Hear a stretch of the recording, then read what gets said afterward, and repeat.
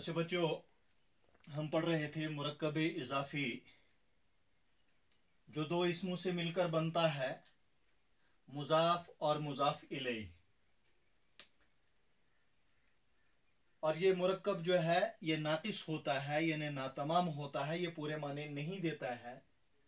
तो आज हम मुजाफ के बारे में पढ़ेंगे। मुजाफ कहते किससे हैं? तो मुजाफ वो इसम जिसकी तरफ हम किसी चीज की इजाफत करते हैं, यानी जब एक चीज का ताल्लुक, एक चीज का इलाका या एक चीज का रिश्ता किसी दूसरी चीज से जोड़ा जाए, तो जोड़ने वाली चीज या ताल्लुक पैदा करने वाली चीज या जिस चीज का रिश्ता जोड़ा जाए, जिसकी इजाफत की जाए, उसे हम मुजाफ कहते हैं। जैसे मैंने लिखा कि मुजाफ वो इसम जिसकी इजाफत किसी दूसरे इसम की तरफ की जाए, यानी जिस इसम का ताल्लुक हम दूसरे इसम से बयान करते हैं। जैसे जैद का बेटा, तो यहां बेटे को हमने इसकी इजाफत की है जैद के साथ। मेरा मकान, मकान की इजाफत की है हमने मेरा के साथ, और किताब की इजाफत अपनी के साथ की है। तो इन मिसालों के अंदर बेटा, मकान और किताब ये तीनों मुजाफ हैं, क्योंकि इनका रिश्ता उनके साथ जोड़ा गया है। यानी बेटे का रिश्ता जैद के साथ जोड़ा गया, मकान का मेरा के साथ और किताब का अपनी के साथ। तो इसको हम मुजाफ कहते हैं। दूसरा हिस्सा जो इसका होता है, दूसरा जुज जो इसका है, जिसे हम मुजाफ इलैह कहते हैं, यानी जिसके साथ रिश्ता जोड़ा जाए, जिसके साथ इलाका पैदा किया जाए, जिसके साथ ताल्लुक जोड़ा जाए या जिसकी तरफ इजाफत की जाए, उसे हम मुजाफ इलैह कहते हैं। जैसे हमने ऊपर मिसाल के अंदर कहा जैद का बेटा, तो यहां बेटा का ताल्लुक जैद से जोड़ा गया, बेटे का रिश्ता जैद से जोड़ा गया, बेटे की इजाफत जैद की तरफ की गई। तो यहां जब हमने बेटे को मुजाफ कहा तो जैद मुजाफ इलैह कहलाएगा। या हमने मकान का ताल्लुक लफ्ज मेरा से जोड़ा, तो ये मकान मुजाफ है और मेरा मुजाफ इलैह है। या तीसरी मिसाल में हमने किताब का रिश्ता अपनी के साथ जोड़ा, तो यहां पर लफ्ज अपनी जो है वो मुजाफ इलैह कहलाएगा।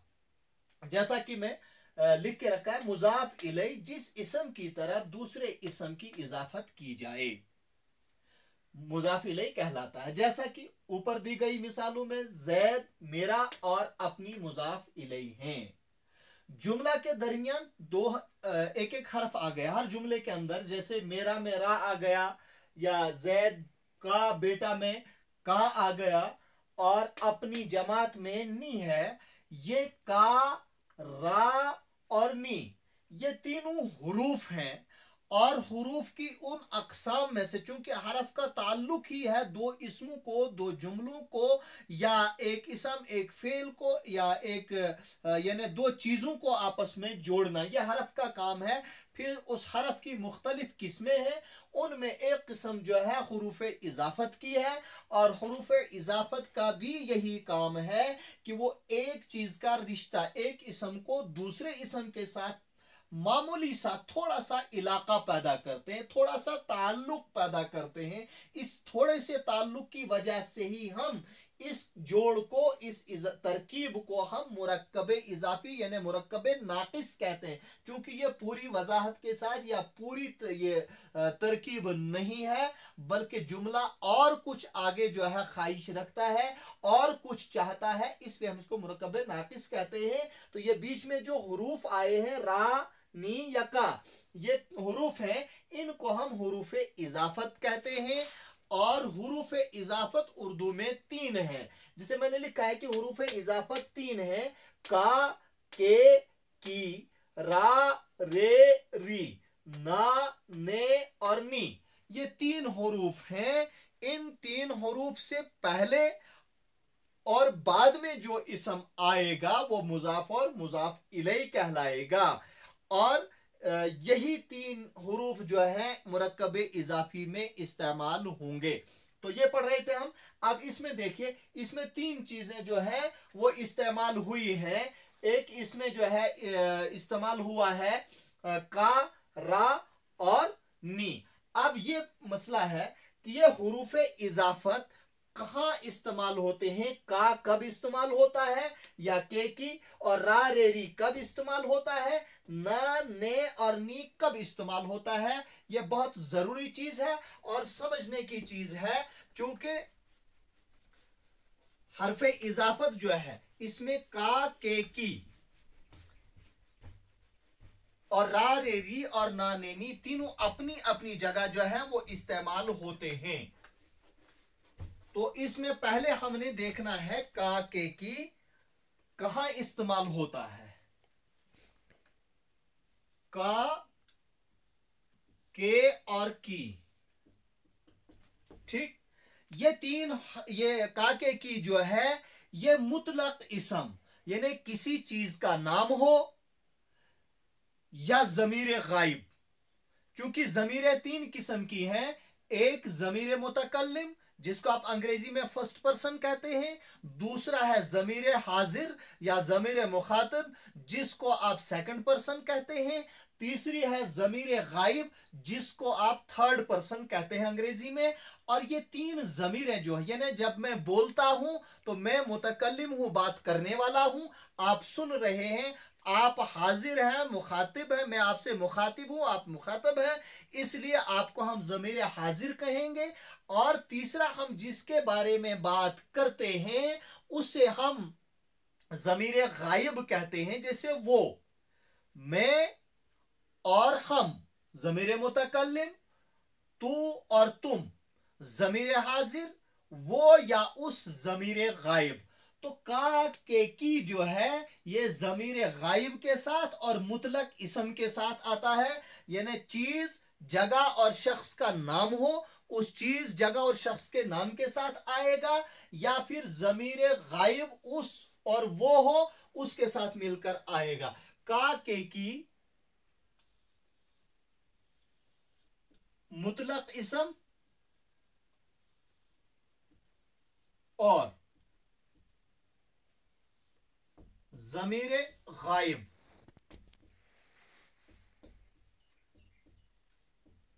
के साथ आता है। अब इसम से इसमों के बीच में होगा या जमीर और इसम के बीच में होगा, वो भी जमीर गायब। और इसके बाद है रा, रे और री। रा, रे और री, ये रा रे री जो है ये जमीर मुतकल्लिम और जमीर हाजिर के साथ मिलकर आता है। यानी रा रे री जब जमीर हाजिर और जमीर मुतकल्लिम के साथ मिलकर आएगा उसी वक्त जो है ये हरफ इजाफत होगा, उसके अलावा ये हरफ इजाफत नहीं होगा। जैसे हम कहेंगे मेरा, हमारा, मेरे, मेरी, हमारे, हमारी, तेरा, तेरी, तेरे, तेरा या तुम्हारा, तुम्हारे, तुम्हारी, इन सूरतों में रा जो है वह हरफ इजाफत होगा।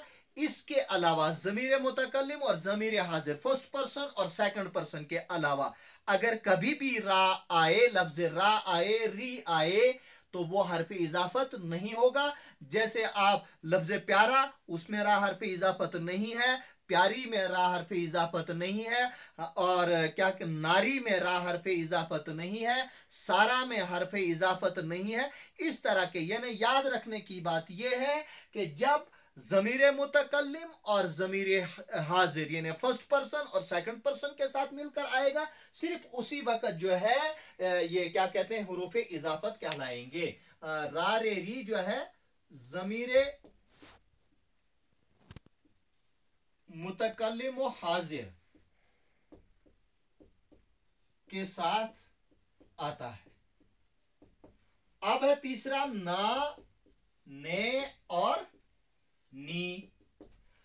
ना, ने और नी ये जो है लफ्ज आपके साथ आता है, यानी अपना, अपने, अपनी, उसके अलावा ना नैनी जहां भी आएगा वो हरफ इजाफत नहीं होगा। जैसे जितने भी मसादिर हैं, खाना पीना, उठना बैठना, जागना, सोना, चलना फिरना, इनमें ना है, लेकिन वो हरफ इजाफत का ना नहीं है। नाना के आखिर में ना है, काना के आखिर में ना है, सियाना के आखिर में ना है, ये ना हरफ इजाफत नहीं है। इसी तरह ने, इसम के साथ जब ने मिलकर आता है तो वह हरफ इजाफत नहीं होता। जैसे हम कहें असलम ने कहा, अरशद ने बोला, तो इसमें ने जो हरफ इजाफत नहीं है। ना, ने और नी उसी वक्त हुरूफ इजाफत होंगे जिस वक्त वो लफ्ज आपके साथ मिलकर आते हैं। ना, ने, नी।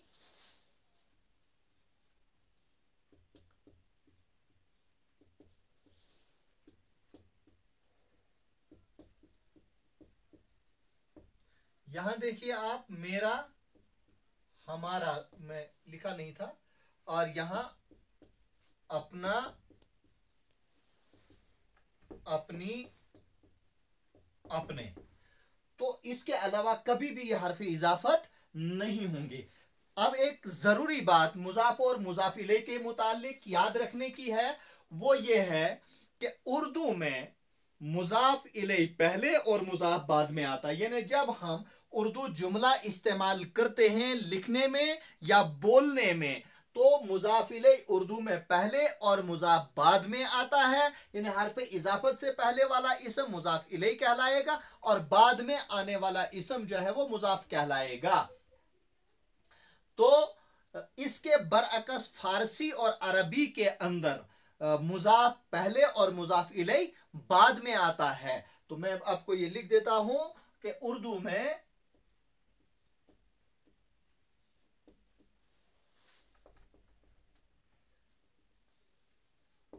मुजाफ इलैह पहले और मुजाफ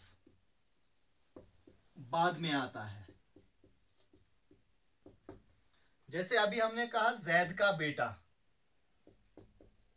जैद का बेटा, फारसी और अरबी में मुजाफ पहले और मुजाफ इलैह बाद में आता है। अब देखिए, क्योंकि अरबी की तो यहां कोई तरकीब इजाफी या मुरक्कब इजाफी कोई आता नहीं, या कोई इजाफत ऐसी तो आती नहीं है आमतौर पर उर्दू में। अलबत्ता फारसी की तरकीब हम इस्तेमाल करते हैं, इन्हें फारसी की इजाफी तरकीब हम इस्तेमाल करते हैं उर्दू में। जैसे फारसी में हम कहेंगे, फारसी की मिसाल है ये,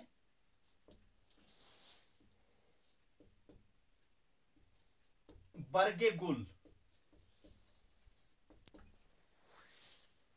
ठीक है,